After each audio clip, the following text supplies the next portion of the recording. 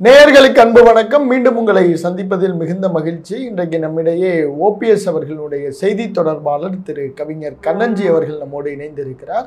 வாருங்கள் நேர்களே, சாட்ட பேசலாம். வணக்கம் சார். வணக்கம். தமிழகத்திற்கு வணக்கம் சார்.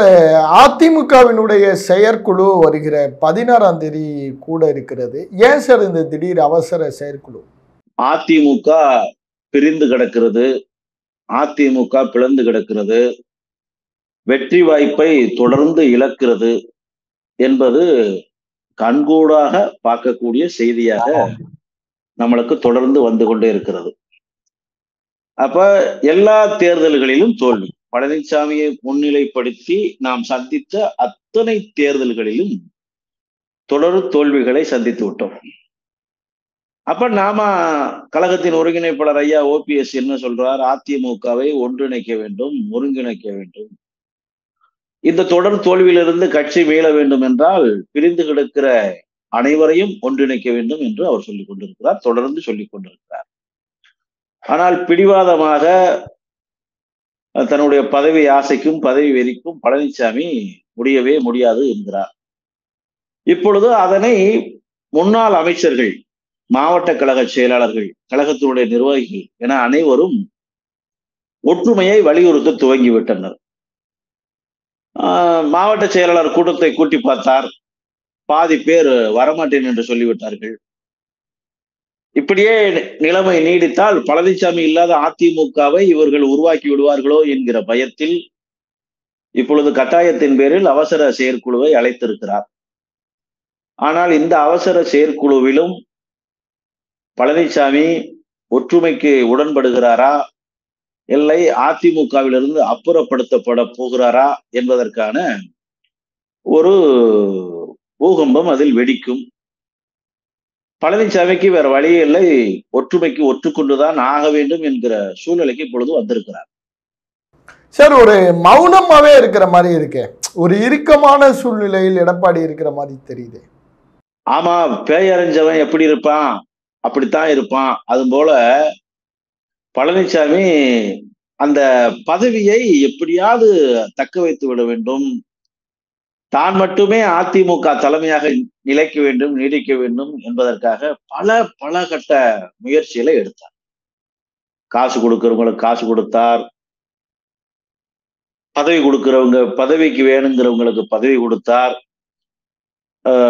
காலில் தவழ்ந்தார், ஊர்ந்தார், என்னென்னவோ ஒட்டுமொத்த சூட்சுமங்கள் அனைத்தையும் செயல்படுத்தி பார்த்து அந்த இடத்தை தக்க வைத்தார். ஆனால் இதெல்லாம் எப்படி எல்லாவற்றையும் எல்லோரையும் ஏமாற்றியே தொடர்ந்து அந்த இடத்திற்கு வந்துவிட்டார். வேறு வழி இல்லாமல் பழனிசாமியை முன்னிலைப்படுத்தி பார்த்தார்கள். திருமதி சசிகலா முன்னிலைப்படுத்தி பார்த்தார், அண்ணன் தினகரன் முன்னிலைப்படுத்தி பார்த்தார், ஐயா ஓபிஎஸ் அவர்கள் முன்னிலைப்படுத்தி பார்த்தார், ஏன் பாஜக முதற்கொண்டு அவரை முன்னிலைப்படுத்தி ஒரு வெற்றி கிடைத்துவிடும் என்று முயற்சி செய்தார்கள். ஆனால் எல்லோருடைய முயற்சியும் மக்களினுடைய எழுச்சிக்கு முன்னால் தோற்றுவிட்டது. மக்கள் பழனிசாமியை விரும்பவில்லை, பழனிசாமியின் செயல்பாட்டை ரசிக்கவில்லை, தொண்டர்கள் பழனிசாமியை தலைவனாகவே ஏற்றுக்கொள்ளவில்லை. அதனால் என்ன ஆகிவிட்டது? இப்பொழுது பழனிசாமி வெற்றியிலிருந்து அப்புறப்படுத்தப்பட்டு விட்டார். வெற்றிக்கும் பழனிசாமிக்கும் சம்பந்தம் இல்லை என்கிற ரீதியாக போய்விட்டார். இப்பொழுது கழகம் மீண்டும் ஒற்றுமையுடன் இணங்குவதை தவிர வேறு வழி இல்லை என்கிற சூழ்நிலை இப்பொழுது ஏற்பட்டிருக்கு. சார், கண்டிப்பா இப்ப அதனால் அவர் இறுக்கமாகத்தான் இருந்தாக வேண்டிய சூழ்நிலை. ஏன்னா ஒற்றுமை ஆகணும் அப்படின்னா பழனிசாமி தலைமையா இருக்க முடியாது. மீண்டும் பழனிசாமியின் தலைமையிலேயே கழகம் ஒற்றுமையை பற்றால் அதிமுக வெற்றி பெறாது. ஏனென்றால் ஆல்ரெடி தோற்று ஆகிவிட்டது. அதனால் பழனிசாமி தன் இருப்பிற்கு ஆபத்து ஏற்பட்டு விடுமோ என்கிற பயத்தில் அரண்டிருக்கிறார். அரண்டவன் கண்ணுக்கு இரண்டதெல்லாம் பேய் என முழித்து கொண்டிருக்கிறார். சார், கண்டிப்பா சார். இப்ப அதிமுகவினுடைய அவசர செயற்குழுவை எடப்பாடி தான் கூட்டார்.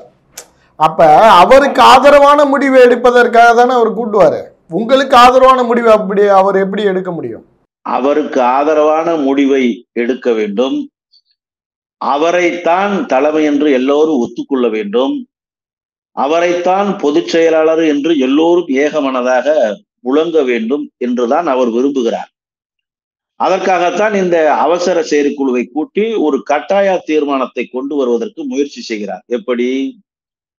இனி யாரும் அதிமுகவில் இணைப்பை பற்றி பேசக்கூடாது, இணைப்பிற்கான எந்த முகாந்திரமும் அதிமுகவில் இல்லை, குறிப்பாக ஐயா ஓபிஎஸ், திருமதி சசிகலா, திரு தினகரன் அவர்களை சேர்ப்பதற்கே இடமில்லை என்பதில் அவர் உறுதியாக இருக்கிறார்.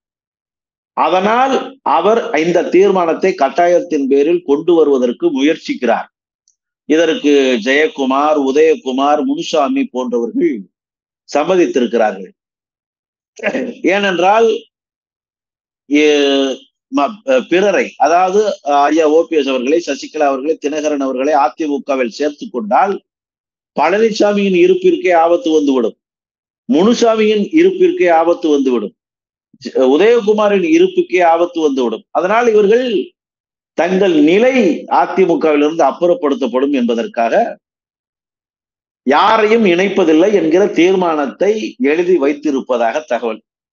ஆனால் அதையும் மீறி எந்த தீர்மானத்தை பழனிசாமி எழுதி வைத்திருந்தாலும், எந்த தீர்மானத்தை பழனிசாமி தனக்கு சாதகமாக பயன்படுத்த முயற்சித்தாலும், இது ஏற்கனவே ஒரு செயற்குழு பொதுக்குழுவால் பழனிசாமியின் ஆசைக்கு இணங்கி, ஆசைக்கு பலிகட ஆக்கப்பட்டு கட்சி பிரிக்கப்பட்ட காரணத்தால் தொடர் தோல்விகளை சந்தித்திருக்கிறது என்பதை மேல்மட்ட நிர்வாகி முதல் கீழ்மட்ட தொண்டர்கள் வரை அனைவரும் உணர்ந்து கொண்டார்கள். அதனால் இனிமேல் பழனிசாமி எந்த தீர்மானத்தை தனக்கு சாதகமாக கொண்டு வந்தாலும் அந்த தீர்மானம் தோற்கடிக்கப்படும். இந்த செயற்குழு தான் பழனிசாமி தலைமையேற்று நடத்துகிற கடைசி செயற்குழுவாக இருக்கும். இனிமேல் அதிமுகவில் பழனிசாமி அடிப்படை உறுப்பினராக கூட இருப்பாரா, இருக்க மாட்டாரா என்பதை இந்த செயற்குழு ஒரு முன்னெடுக்கும்.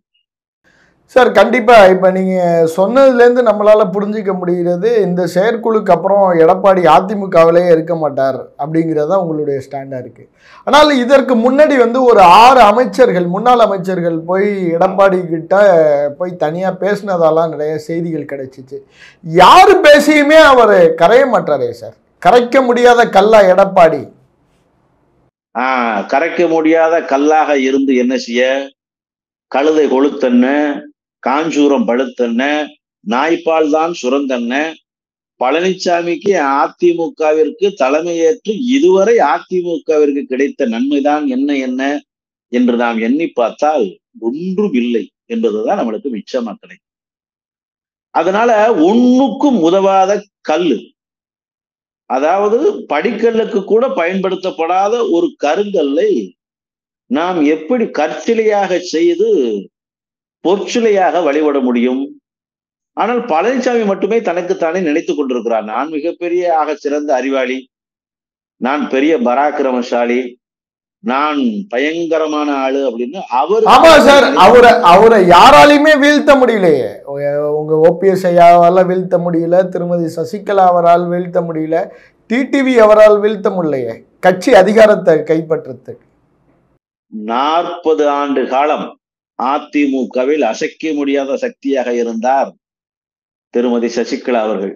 அவர் எப்படி வீழ்த்தப்பட்டார்? 30 ஆண்டு காலம், அதில் 25 ஆண்டு காலம் புரட்சி தலைவி அம்மா அவர்களின் நம்பிக்கை நட்சத்திரமாகவே பயணித்தார் ஐயா ஓபிஎஸ். அவர் எப்படி வீழ்த்தப்பட்டார்? அம்மாவிற்கும் சசிகலாவிற்கும் குடும்பத்தில் ஒருவராக இருந்த தினகரன், அதிமுகவின் பொருளாளராக இருந்த தினகரன் எப்படி வீழ்த்தப்பட்டார்? இவர்கள் ஜாம்பவான்களை சரிந்து விட்டார்கள். பழனிசாமி ஒரு சருகு, இந்த சருகை தூக்கி போடுவதற்கு எவ்வளவு நேரமாகிரும்? ஏதோ காலத்தின் கட்டாயம், விபத்தில் வந்த விபரீதம், இப்பொழுது ஒரு சம்பவம் நடந்து கொண்டிருக்கிறது. அதனால் பழனிசாமி நீடித்துக் கொண்டிருக்கிறார். எடப்பாடி ஒரு சம்பவம் சொல்றீங்களோ? எடப்பாடி ஒரு சம்பவம், அதாவது சரித்திரத்தில் ஏற்பட்ட தரித்திரமான ஒரு சம்பவம். அரசியல் ஒரு அவமானம், ஒரு அசிங்கம், ஒரு அருவருப்பு. அது நீக்கப்பட வேண்டும், அது துடைத்து எறியப்பட வேண்டும். அப்பொழுதுதான் அதிமுக காக்கப்படும். அதற்காகத்தான் அந்த 6 அமைச்சர்கள், முன்னாள் அமைச்சர்கள் முன்னெடுத்திருக்கிறார்கள். நிச்சயமாக இந்த 6 இப்பொழுது 60 இருக்கிறது. இந்த செயற்குழு கூட்டப்படும் போது 60, 600 மாறும். சார் அந்த அந்த மாவட்ட செயலாளர்கள் கூட்டத்திலேயே அந்த முன்னாள் அமைச்சர்கள் அமைதியானதா நமக்கு செய்திகள்லாம் கிடைக்குது. அது எப்படி 6, 60 ஆகும்னு சொல்றீங்க? இல்ல, புயலுக்கு முன்பு அமைதிதான் இருக்கும். வெடிகுண்டு வெடிப்பதற்கு முன்னாக அது அமைதியாகத்தான் இருக்கும். அதுபோலதான் அந்த 6 அமைச்சர்கள் சொல்லி பார்க்கிறார்கள், சுட்டி காட்டுகிறார்கள், நன்மைக்கும் தீமைக்கும் உள்ள வித்தியாசத்தை பழனிசாமிக்கு உணர்த்துவதற்கு முயற்சிக்கிறார்கள். ஆனால் செவிடன் காதில் ஊதிய சங்காக, குருடனுக்கு காட்டப்படும் வழியாகத்தான் பழனிசாமிக்கு நல்லதை கேட்பதற்கும் அவருக்கு செவித்திறன் இல்லை, நல்லதை பார்ப்பதற்கும் அவருக்கு பார்வை திறன் போதவில்லை. அதனால் சொல்லி பார்ப்போம், கேட்கவில்லையா? இடித்துரைப்போம், அதுவும் கேட்கவில்லையா? இடித்துரைப்பார் இல்லாத ஏமாறா மன்னன் கெடுப்பார் என்றும் கெடுவான் என்பதை போல இடித்துரைப்பார் இருக்கிறார்கள், எடுத்துரைக்கிறார்கள். இதை கேட்கல அப்படின்னா கெடுப்பதற்கு ஆளே வேண்டாம், அந்த மன்னன் தான் எடுக்கக்கூடிய முடிவாளியே கெட்டு விடுவான். அதை போல்தான் பழனிசாமி கெடுப்பார் என்று கெடு மன்னனாக மாறிக்கொண்டிருக்கிறார். அதனால் பழனிசாமி அழிக்கப்படுவது உறுதி. சார், இப்ப இந்த ஒருங்கிணைப்பை பற்றி ஓபிஎஸ் அவர்களும் ஒரு பெரிய பெரிய அறிக்கைகள் எதுவுமே பெருசா பேசாம ஒரு அமைதியா இருக்கிறார்.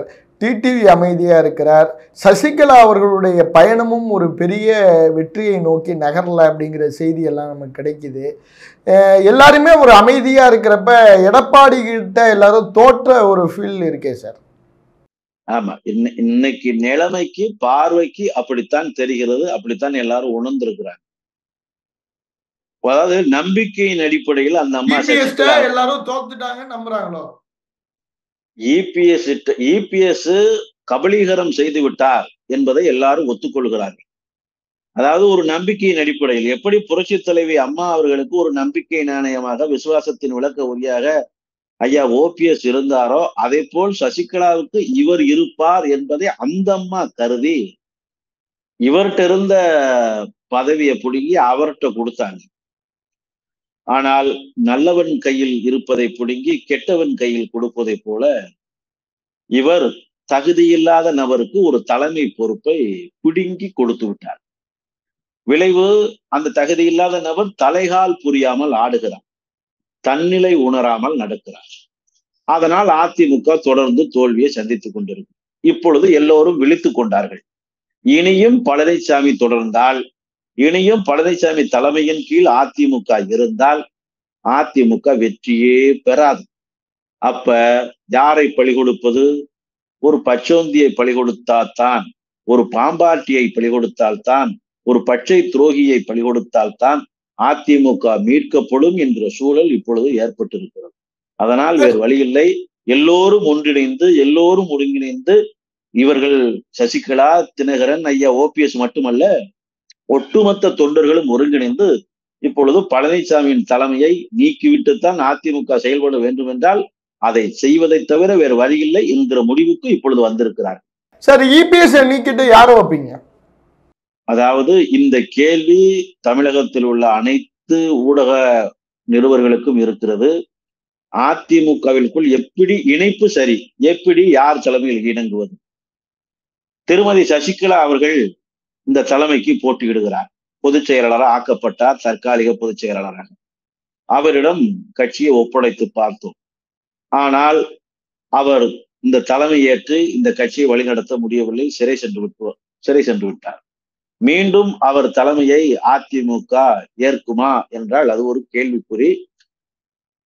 பெரிய விமர்சனங்களை அதிமுக வருங்காலங்களில் சந்திக்க வேண்டியிருக்கும். சசிகலாவை பொதுச் செயலாளராகவோ முதல்வர் வேட்பாளராகவோ அறிவிக்க முடியாது. ஏனென்றால் அவர் தேர்தலிலேயே போட்டியிட முடியாது.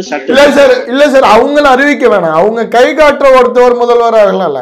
அப்ப நான் சொல்றேன், அதே போல சசிகலா கை காட்டிய பழனிசாமி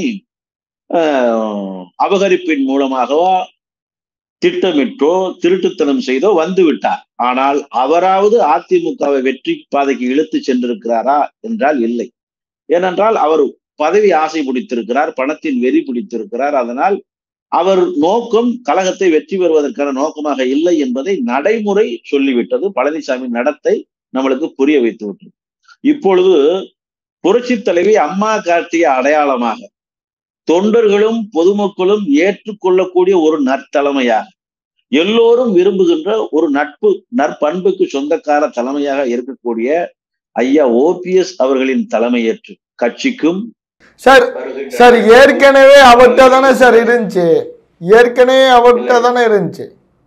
ஏற்கனவே அவர்தான் முதல்வர் வேட்பாளர், அவர்தான் கட்சி பொதுச் செயலாளர் என்று இல்லை.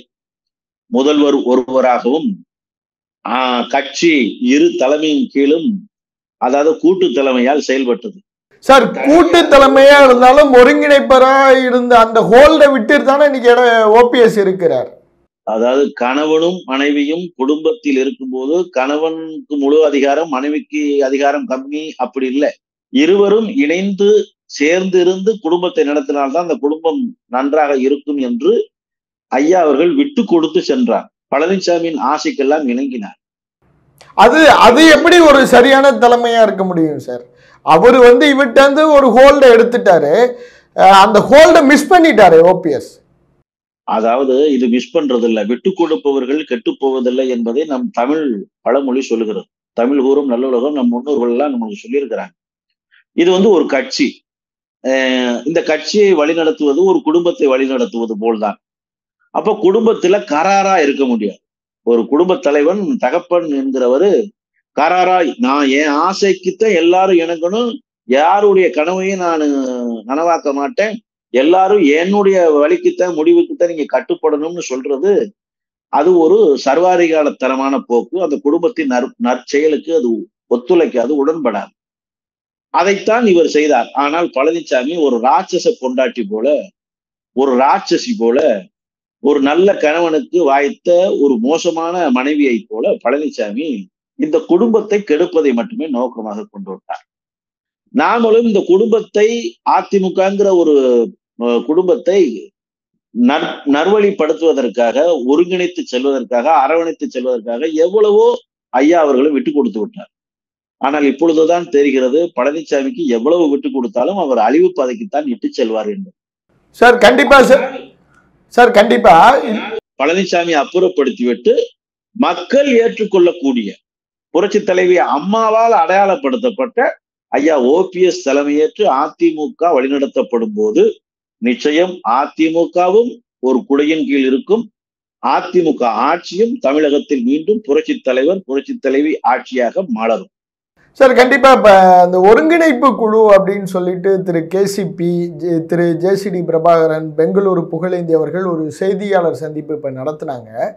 அதுல பாத்துக்கிட்டீங்கன்னா நாங்க 4 பேரையும், அதாவது 4 பிரிவா இருக்கிற 4 பேரையும் இணைத்து நாங்க நடத்துவோம் அப்படிங்கிற மாதிரி எல்லாரையும் அமர வைத்து பேசலாங்கிறது எங்களுடைய திட்டமா இருக்கு அப்படிங்கிறது சொல்றாங்க. இது சாத்தியமா சார்? பிராக்டிக்கலா சொல்லுங்க சார். அதாவது அவர்கள் இருட்டில் எதையோ தேடிக்கொண்டிருக்கிறார்கள். 4 பேரில் 3 பேர், ஐயா ஓபிஎஸ் அவர்களும் திருமதி சசிகலா அவர்களும் ஒற்றுமைதான் முக்கியம் என்பதை சொல்லிவிட்டார்கள். அண்ணன் தினகரன் அவர்களும் அதிமுக ஒற்றுமைப்பட வேண்டும் என்பதை சொல்லிவிட்டார். அதிமுக ஒற்றுமைப்பட்டால் அந்த கட்சியுடன் கூட்டணி வைத்து போட்டியிடுவதற்கும் நான் தயார் என்று அவர் முடிவை சொல்லிவிட்டார். இப்பொழுது ஓபிஎஸ் உடன்படுகிறார், சசிகலா உடன்படுகிறார், தினகரன் உடன்படுகிறார். உடன்படாத ஒரே நபர் யார்?